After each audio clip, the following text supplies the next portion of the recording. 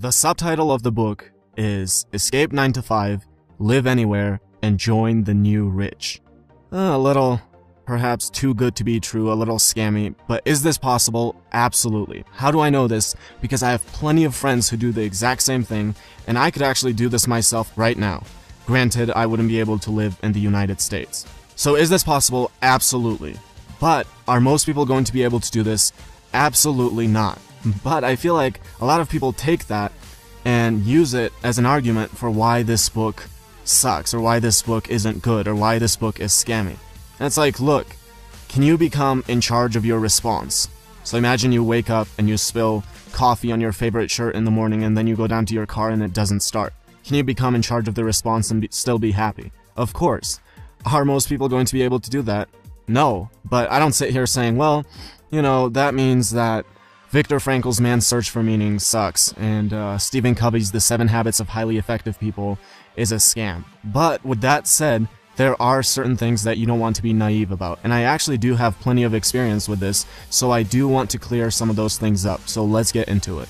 So imagine I come to you and I say, hey, I make $30,000 a year. Here's my friend John, he makes $150,000 a year. Who's richer? You'll say, well, of course John's richer. I mean, he's 5 times richer than you are. But is that true? Okay, let's look into that. What if I told you I work 10 hours a week and John works 80 hours a week? Ooh, what is it now? Turns out that John actually makes about $36 an hour and I make $58 an hour. It's starting to get interesting. Well, what if I tell you John lives in New York City and that's where his job is? He can't live anywhere else because then he won't be able to make that money. But me, I don't have to live anywhere. I can be anywhere around the world and still be making that money.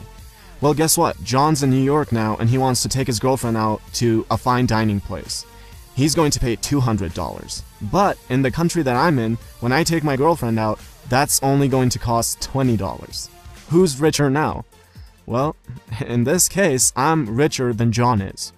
So I really want to emphasize this point, so let me exaggerate it a little bit. If I told you, hey, come work for me in Breadville, and I'll pay you $5 million, you might say, yay, I'm gonna be making millions. But then you come to Breadville, and a single piece of bread costs $1 million, you're not really rich. So this is really the foundation of the book. Yes, in absolute income, John is 5 times richer than I am, but in relative income, I can be way richer than John is. So what's the basic idea? Well, you create a product and then you sell it. Basic entrepreneurship. The idea is that great things happen when you earn in dollars and spend in pesos or bahts. So instead of explaining some obscure example of a sketchy supplement that he sold, let me give you an example that you'll resonate with really easily. So you're watching this video right now. It's basically an animation video about a self-help book. Take the exact same concept.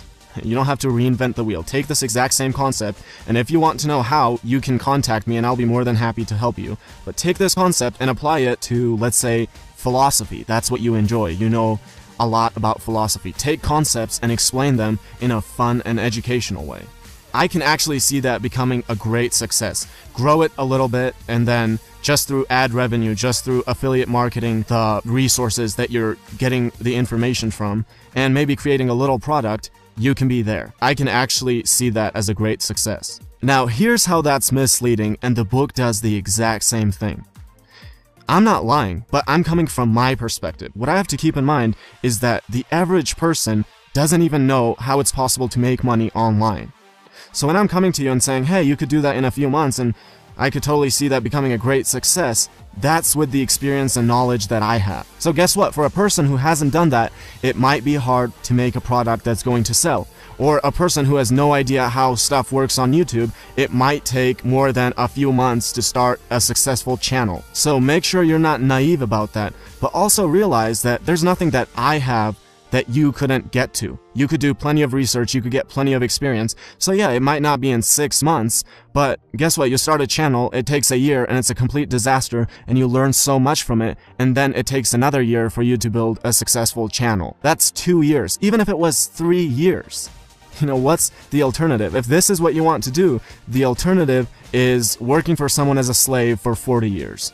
Now here's the next big thing, and a really important part of the book. Things don't take as much time as we think they should. So I was actually part of a well-respected, successful, one of the best organizations in the world. And they would take people and literally have them somewhere for 8 hours and be wasting their time when if they had done that individually, they could have done it in a single hour. So 2 huge things that you want to keep in mind when you want to be effective. One's elimination, the other one's outsourcing.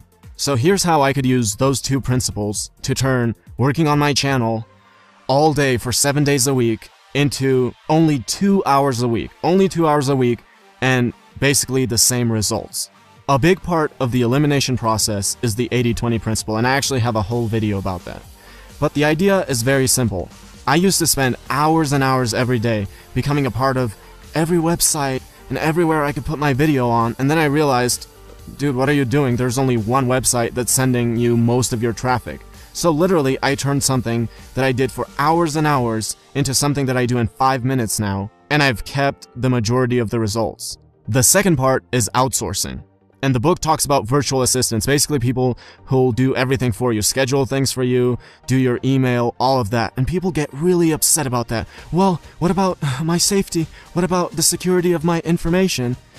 And it's like, look, first of all, what were you expecting? You're increasing your reward, so obviously your risk is going to increase.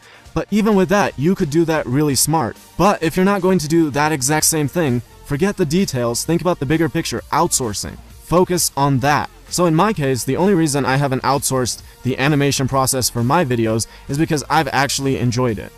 So when I create an animation, the audio recording takes about an hour, and then the animating takes about 10 hours.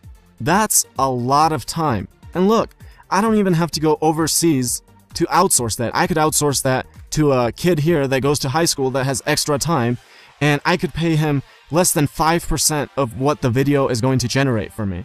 And now each video only takes me an hour to make. So if I'm going to put out 2 videos a week, that would be 2 hours of recording and, a few minutes of marketing on just one website. That's it. But when I first started, I had no idea, and I would literally spend all day, every day doing those things, and I've kept all of those results, but now it's only going to take me about 2 hours a week when I start outsourcing. And get into the habit of outsourcing. Even if you don't need it, start doing it. Oftentimes, I'll meet a person, just a fully grown man, a 40-year-old man, and he'll brag about how he cut the grass all day yesterday and saved the money. And I'm sitting there thinking, so your entire day is worth $20? That's it?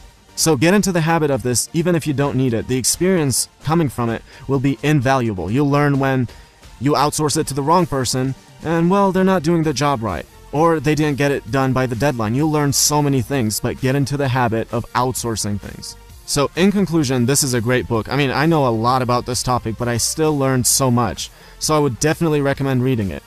But don't be naive about it. And I've addressed some of the things that can be a little bit misleading. But at the same time, don't take that as, well, I can't do it and someone else can. Is this possible? Absolutely. Are most people going to be able to do it? Absolutely not. Just like most people won't be able to become in control of their response to negative stimuli around them. Actually, that's probably harder for most people. But that's not a good enough reason to say why something doesn't have merit.